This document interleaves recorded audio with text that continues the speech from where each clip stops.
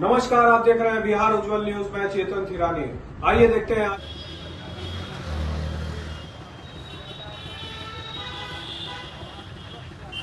बिहार की क्या दुर्गति होगी। मुख्यमंत्री जी अब हमको नहीं लगता कि अब सक्षम है बिहार चलाने के। 20 साल जनता ने मौका दिया, बहुत मौका दे दिया। अब मुख्यमंत्री जी के पास कोई विजन नहीं है, कोई नई सोच नहीं है कि बिहार को आगे कैसे ले जाए।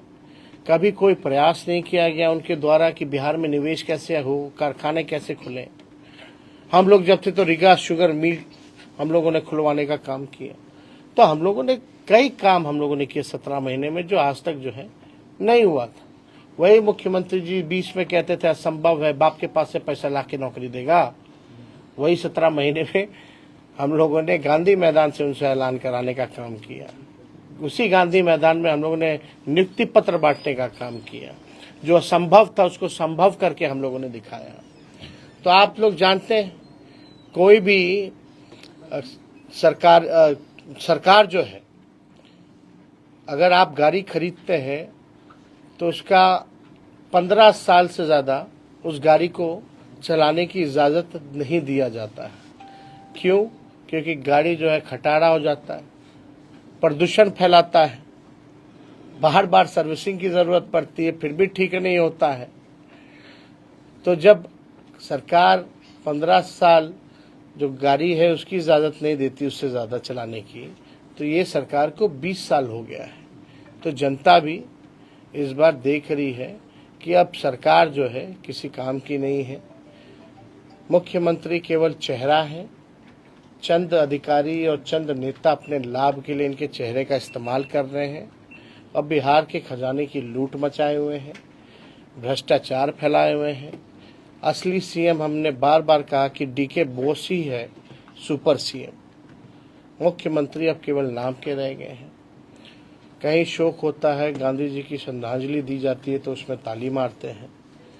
हालांकि इस पे हमको टिप्पणी उस पर ज़्यादा हमको नहीं करनी है, लेकिन अब वो उम्र भी उनकी नहीं रह गई है, योग नहीं रह गए हैं कि वो बिहार चला पाए।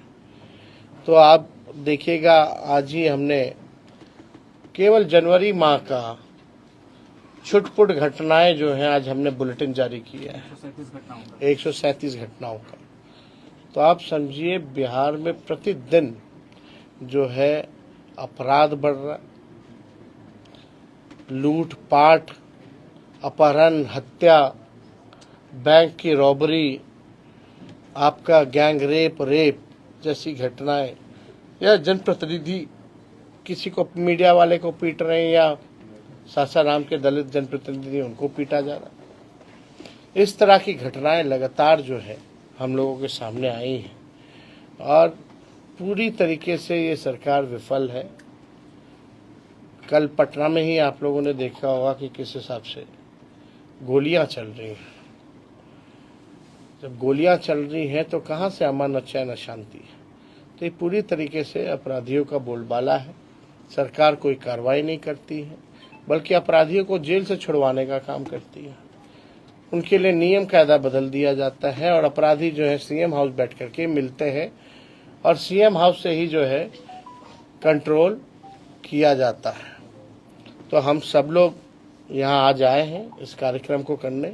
तो और कोई अगर आप लोगों का सवाल होगा तो पूछो। ममता बनर्जी जी ने कहा है कि बंगाल विधानसभा उन्होंने कहा है कि महाकुंभ अब मृत्यु कुंभ में बदल गया। अब इस पे बात तेजस्वी जी आप युवा नेता है और अभी भी री एग्जाम के लिए बीपीएससी अभ्यर्थी बैठे हुए हैं। एक बार फिर से आंदोलन जो है उग्र रूप ले लिया है। हम लोग, और इसके पहले भी आप आवाज उठाए थे, लेकिन अभी आप कुछ नहीं बोल रहे हैं सर। आपसे हम लगातार हम लोगों का समर्थन उन लोगों के पास है। हम लोगों की 17 महीने की सरकार थी तो कोई पेपर लीक नहीं हुआ। री एग्ज़ाम को लेकर के हम लोगों ने एक बार नहीं 2 बार हमने माननीय मुख्यमंत्री को चिट्ठी हमने लिखा। माननीय मुख्यमंत्री का कोई जवाब नहीं आया। अब आप बताओ, लोकतंत्र में नेता विरोधी दल अगर मुख्यमंत्री को जनता के सवाल को लेकर, छात्र के सवाल को लेकर के अगर चिट्ठी लिखे, उनकी समस्याओं से अवगत कराए, तो मुख्यमंत्री जो है ये भी नहीं समझते हैं कि नेता विरोधी दल को जो है उसका जवाब दिया जाए। तो ये देखिए, इसका एकमात्र सोल्यूशन है, पॉलिटिकल सोल्यूशन है। जब तक पॉलिटिकल ऐसी सरकार, बताओ मैट्रिक का परीक्षा से लेकर के बीपीएससी की परीक्षा तक सारे परीक्षा पेपर लीक होता है कि नहीं होता इनके सरकार में? बिल्कुल होता है। और क्या गारंटी है इनके रहते हुए फिर अगला बीपीएससी का फिर परीक्षा आएगा तो पेपर लीक होगा कि नहीं होगा? किन पे इन्होंने, मुख्यमंत्री जी ने कार्रवाई की अब तक? कोई पेपर लीक का बताओ, किन पे कार्रवाई की इन लोगों ने? कोई अधिकारी, कोई मंत्री, किसी पे? तो जब इन लोगों का मंशा ही नहीं है, गिरोह को ये लोग मदद कर रहे हैं, कोचिंग माफियाओं को ये लोग मदद कर रहे हैं, तो इनके रहते हुए तो हमेशा होगा। तो एकमात्र पॉलिटिकल सॉल्यूशन है कि जो सरकार में पेपर लीक हो रहा है, जो सरकार ही लीक है, उसको बदलिए। 20 साल तक आप लोगों ने झेला है इस सरकार को। इसी तरीके से नियोजित शिक्षक वाले लोग बेचारे डंडा खाते थे, लाठी खाते थे। हमने वादा किया था आएंगे तो सरकारी कर्मी का दर्जा देंगे, हम लोगों ने दिया। तो हम लोगों ने जो कहा है वो किया। तेजस्वी की उम्र कच्ची हो सकती है लेकिन जुबान कच्ची नहीं है। फिर से तो हम उठाएंगे सर। एकदम होना चाहिए भाई। आपको जाके हाथापाई थोड़ी करना है किसी को। हम लोग साथ में हैं और आवाज तो लगातार हम लोग उठा ही रहे। लेकिन आप बताओ सरकार का नजर कहाँ है? एक बार भी बिहार के मुखिया, मुख्यमंत्री ने महसूस किया कि किसी छात्र को बुला करके वो बात करें? ऐसा कहा जा रहा है। कितने दिन हो गए हैं? पैसे कहाँ से आएंगे माई बहन योजना के लिए? 10 लाख का कैसे आ गया? यही तो नीतीश जी बोलते थे, कहाँ से लाएगा? अपने बाप के पास से लाएगा।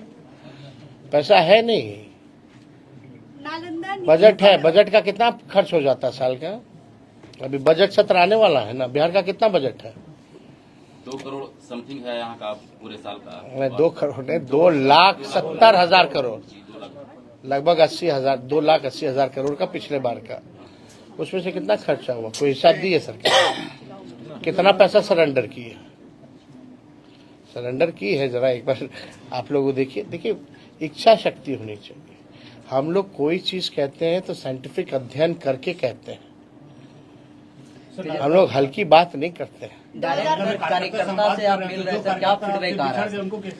डायरेक्ट आप कार्यकर्ता से मिल रहे हैं, क्या फीडबैक आ रहा है? यही सब फीडबैक आ रहा है कि जमीन सर्वे से लोग परेशान है, स्मार्ट मीटर से लोग परेशान है, गरीबी से लोग परेशान है, पलायन से लोग परेशान है, महंगाई से महिलाएं सबसे ज्यादा परेशान है।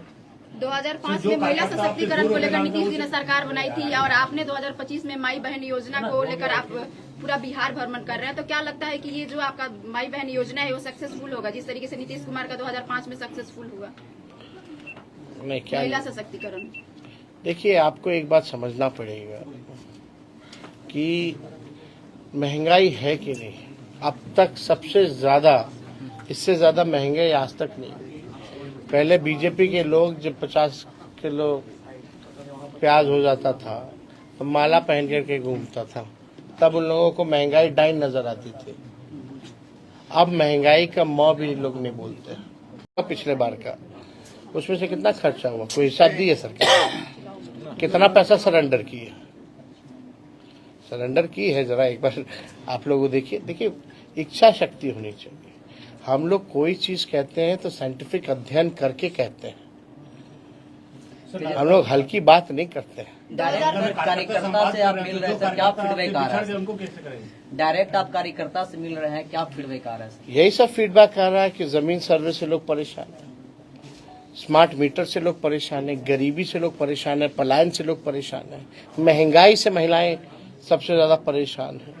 2005 में महिला सशक्तिकरण को लेकर नीतीश जी ने सरकार बनाई थी और आपने 2025 में माई बहन योजना को लेकर आप पूरा बिहार भ्रमण कर रहे हैं। तो क्या लगता है कि ये जो आपका माई बहन योजना है वो सक्सेसफुल होगा, जिस तरीके से नीतीश कुमार का 2005 में सक्सेसफुल हुआ? नहीं, क्या महिला सशक्तिकरण। देखिए, आपको एक बात समझना पड़ेगा कि महंगाई है कि नहीं। अब तक सबसे ज्यादा, इससे ज्यादा महंगाई आज तक नहीं। पहले बीजेपी के लोग जब 50 किलो प्याज हो जाता था तो माला पहन करके घूमता था, तब उन लोगों को महंगाई डाइन नजर आती थी। अब महंगाई का मौ भी लोग नहीं बोलते। तो लोग परेशान हैं और ये दौर आर्थिक न्याय दिलाने का है। अगर महिलाओं को हम लोग, कोई घर में बच्चा बीमार पड़ जाए या परिवार में कोई प्रजा तो खर्च देना पड़ता है, घर का बजट बिगड़ जाता है इलाज कराने में, दवा कराने में। तो ये आर्थिक न्याय हम लोगों को करना है, हम लोग करेंगे। कल दिल्ली का एक आखिरी कल दिल्ली सीएम शपथ ग्रहण नीतीश कुमार जी नहीं जा रहा है। अब उन लोग करेंगे। कल सीएम का शपथ ग्रहण। ऐसे ही तमाम खबरों के लिए आप सभी बने रहिए हमारे साथ और देखते रहिए बिहार उज्ज्वल न्यूज। अब तक हमारे YouTube चैनल को सब्सक्राइब नहीं किया है तो जल्दी से सब्सक्राइब कर लीजिए। फेसबुक पेज को भी फॉलो कीजिए। वीडियो पसंद आए तो खूब लाइक कीजिए, शेयर कीजिए, कमेंट कीजिए। वीडियो देखने के लिए आप सभी का धन्यवाद।